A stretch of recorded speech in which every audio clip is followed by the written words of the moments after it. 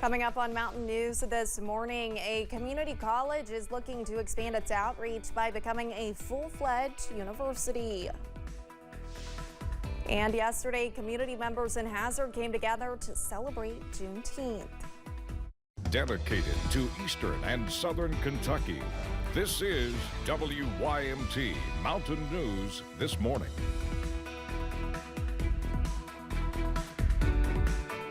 Good morning, I'm Olivia Calfee. We are coming up on 6 a.m. on Thursday, June 20th. Now let's go on ahead and send it over to meteorologist Tim Drawbridge for a look at your forecast this morning. Good morning, Olivia. Good morning, everyone. Waking up to some visibility issues again this morning. Quarter of a mile or less in Ashland. That extends along the Ohio River over toward Maysville. A mile and a half at the London Corbett Airport and south of Hazard. It drops to a mile as you make your way into Harlan County. A mile and 3/4 at Jacksboro. And temperatures are a lot of locations in the 60s, but we're doing 70 at Jackson and at Moorhead. Prestonsburg at 71. Cooler, though, you cross the state line into western portions of Virginia. 57 at Clintwood, 59 at Grundy. Across eastern and southern Kentucky this morning, spectacular. A lot of sunshine. And that's the way things will play out today with a lot of sunshine and blue sky, but there is a slightest risk of a pop-up shower or thunder shower this afternoon with a hot, muggy high up to 92. More about the First Alert 7-day forecast. Is there any relief in sight, or are we getting close to record highs? Is it one or the other? We'll explain during the course of this 6 o'clock hour. Olivia? All right, Tim, thank you. Officials with the Kentucky Community and Technical College System created 5 work groups to evaluate 11 topics lawmakers wanted them to look into. One of those topics is accessibility. Access to 4-year degree pathways could increase if HCTC becomes a 4-year residential university, which is being studied by education officials.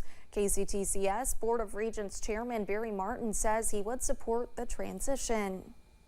I think the need for more 4-year offerings, like in nursing, education, business, computer science, the need is there.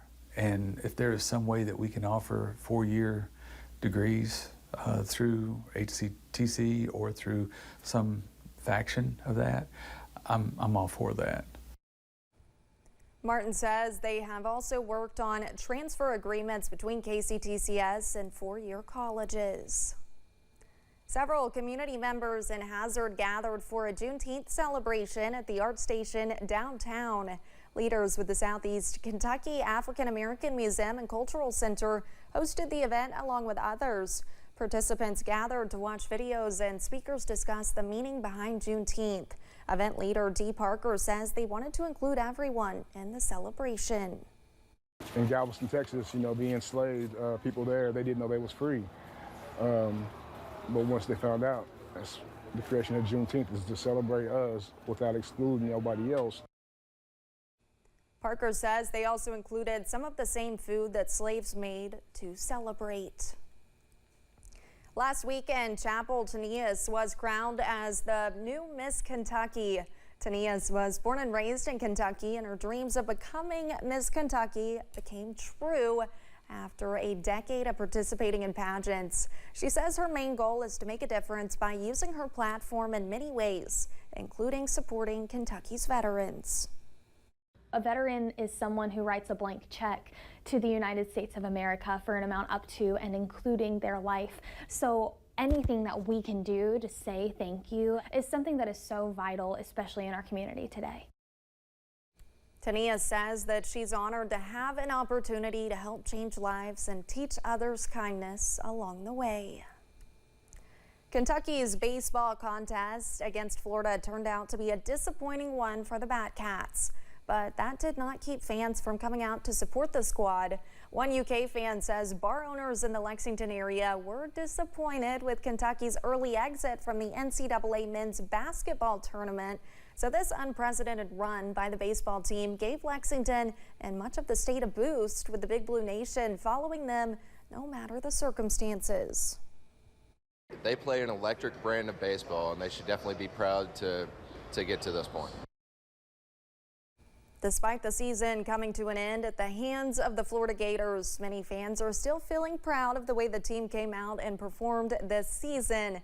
Of course, this is the first time the baseball team made it to the Men's College World Series in school history.